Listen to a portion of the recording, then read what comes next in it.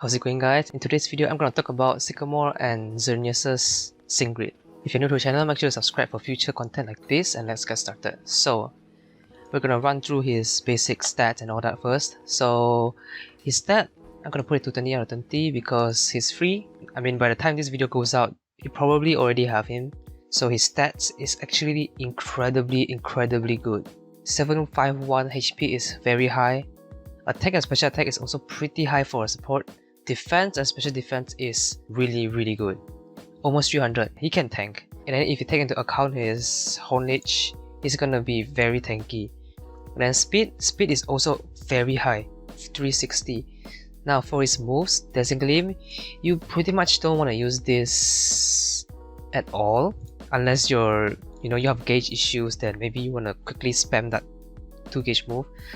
Moonblast, he can actually do damage with his second passive, right? We're gonna talk about it a bit more later.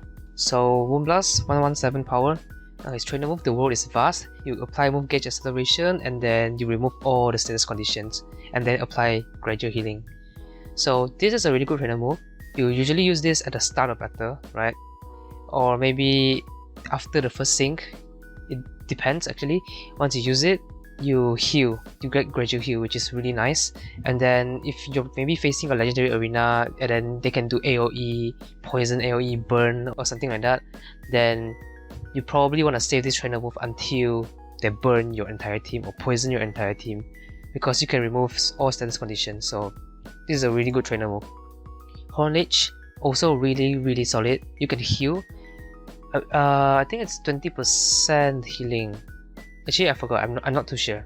And then his sync move is one of the more unique ones, a bit similar to Leaf and Eevee, right?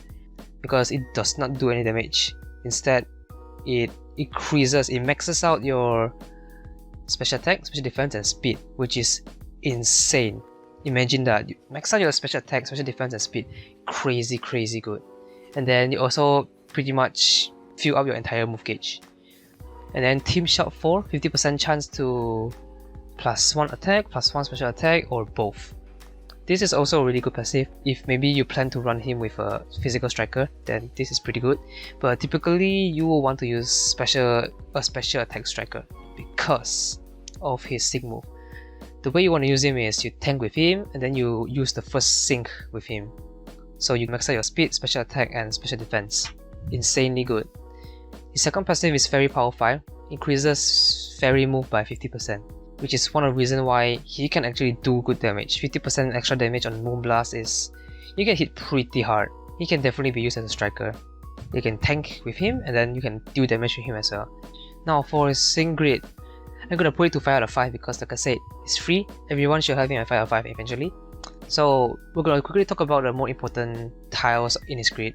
So Moonblast MGR3. On a roll 1, it depends actually. If your team benefits a special attack drop, then go for it.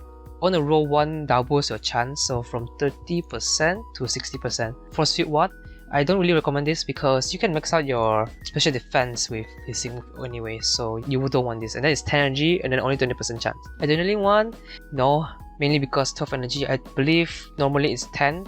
12 energy is just too expensive, it's not worth it. Helping Hand 2, probably not.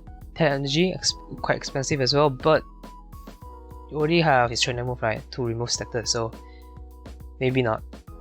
Impervious, this one is pretty much a must take all the time. Impervious is just really good. You cannot lower your stats, meaning you will keep your +6 special attack, +6 special defense, and +6 speed permanently throughout the battle, so really good. This one I also think it's a must take. 30% chance to recover MP. If you really need this, then you can always restart the battle until you get the MP. Designate MGR3, no, don't really recommend it because you're not gonna use it anyways. Revenge Boost 4, probably. 50% chance, it's 10 energy, a bit costly, but if you're running a slow team, take this, you can take this, 50%, pretty good. Recuperation 1, I don't really recommend this because you're gonna sync with Xerneas only once, and it's usually the first sync move. And then usually at the first sync move, your health is still pretty high, right? So I don't recommend taking this. Hornage MGR3, really solid. 40% chance to get back MG, and then Hornage Master Healer 1, there's 2 of them, so you increase I think 20 to 40%, I'm not too sure, but something like that. Really good. I actually have 4 builds to show you guys. All 4 are actually pretty decent, pretty good actually. It depends on what team you're running. So for the first build is the Horn Lich build. So like I said, Impervious and this Trade History MPR2, take this, right?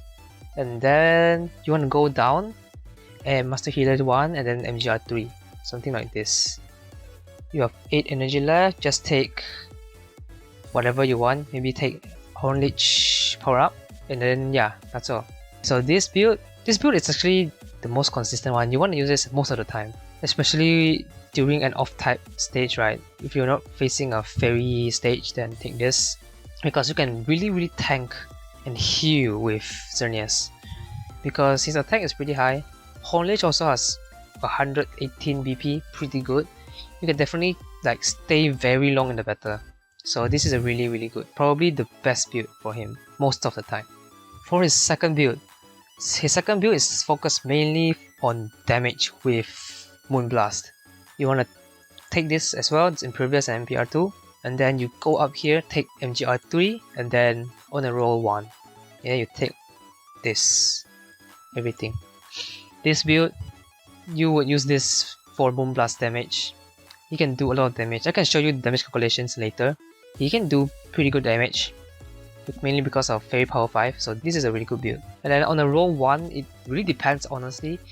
If the stage uses a lot of special attack moves, then you can take this. Or maybe if your team benefits from special attack drops, then you can take this. If not, you might want to sacrifice this and take something else. Now for his third build also this one must take. And then this build is a hybrid build.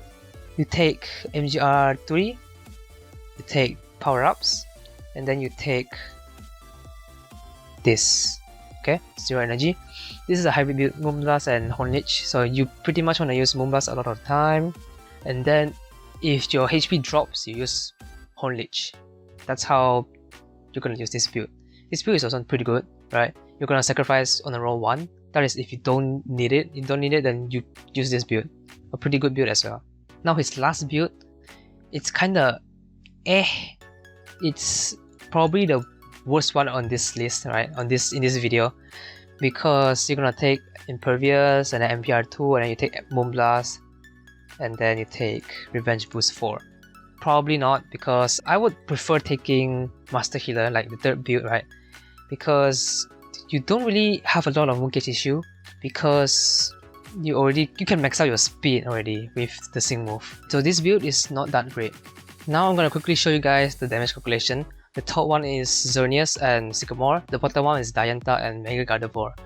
So as you can see, both have Fairy Power 5, but Gardevoir has higher BP because of Hit the Gas 5, the passive, so it becomes a 4-gauge move and hits harder.